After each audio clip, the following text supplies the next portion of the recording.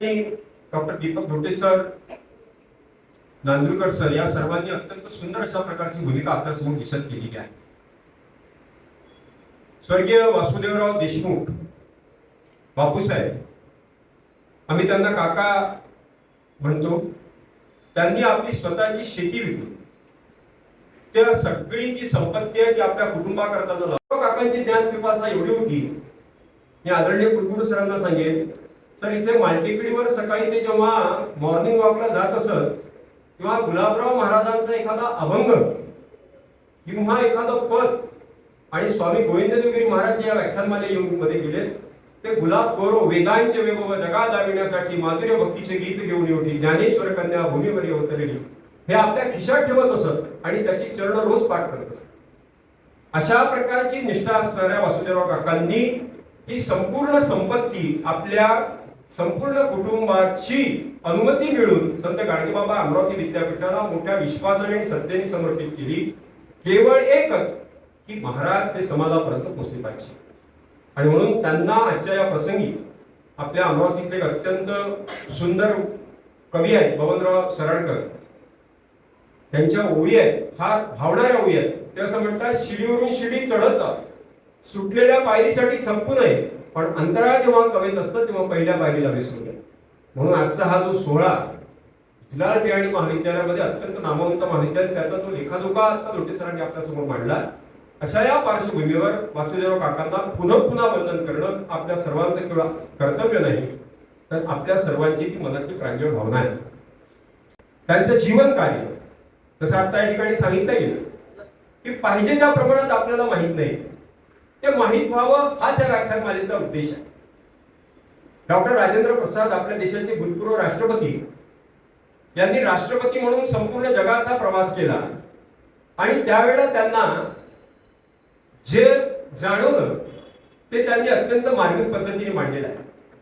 अनेक मोठ्या लोकांनी ते वेगवेगळ्या ठिकाणी उद्धृत केलेलं आहे.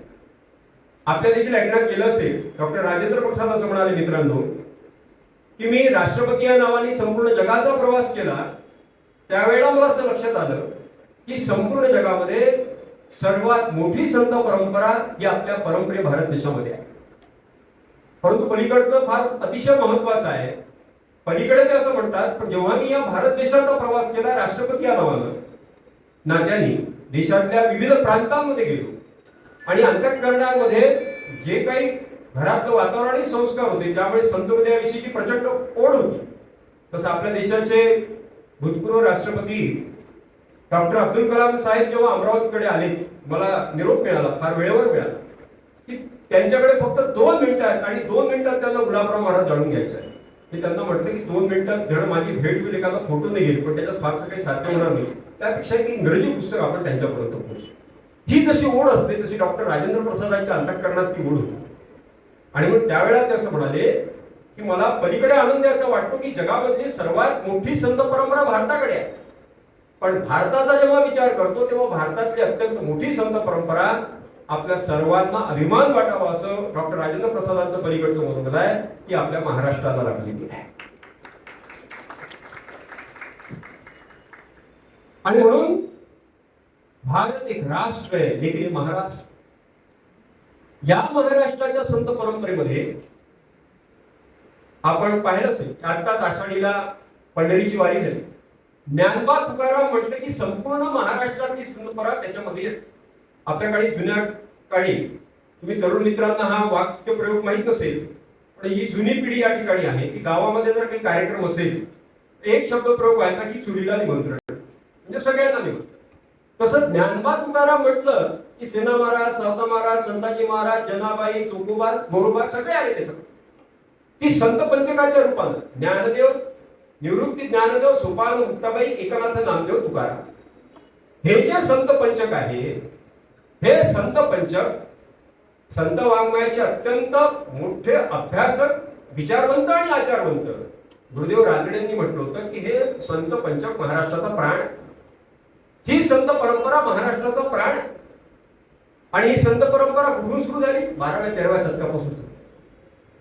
ही संत परंपरा तुकोबारायांपर्यंत अखंडपणे होती. ज्ञानेश्वर महाराज, नामदेव महाराज, एकनाथ महाराज, समर्थ रामदास स्वामी, मधल्या काळात देखील सगळे संत झाले.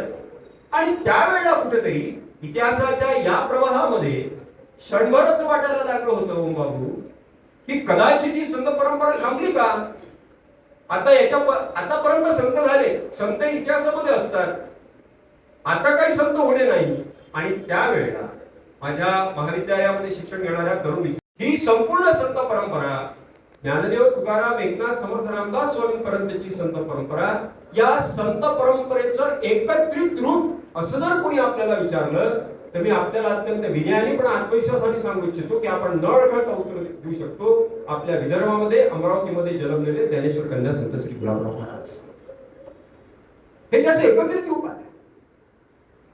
महाभारतामध्ये जी काही सूत्र आहेत, काही काही गोष्टी आपल्याकडे फार चुकीच्या आहेत. गुलाबराव महाराजांनी बऱ्याचशा गोष्टींचं आपल्या डोक्यातली जळमट आणि जी काही त्याच्याविषयीची जी पूर्वधारणा दूषित होती ते काढलेले आहेत. त्यांच्या 130 ग्रंथांमध्ये जर आपण प्रवास केला तर आपल्याला ते दिसतं. सगळे 130 ग्रंथ आपण वाचू शकत नाही, आवश्यकता पण नाही. आपला इंटरेस्ट ज्या एरियामध्ये असेल त्या एरियात ते आपण ग्रंथ वाचावे आणि आपल्याला असं कळेल की गुलाबराव महाराजांची उंची ही काळावर देखील अमिट छाप ठेवणारी आहे. हे अक्षर वाङ्मय जगेल जिंकून काळा, होईल जगद्गुरु ज्ञानेशांची पाळ, या श्रेणीतलं हे व्यक्तिमत्व, विभूतिमत्व.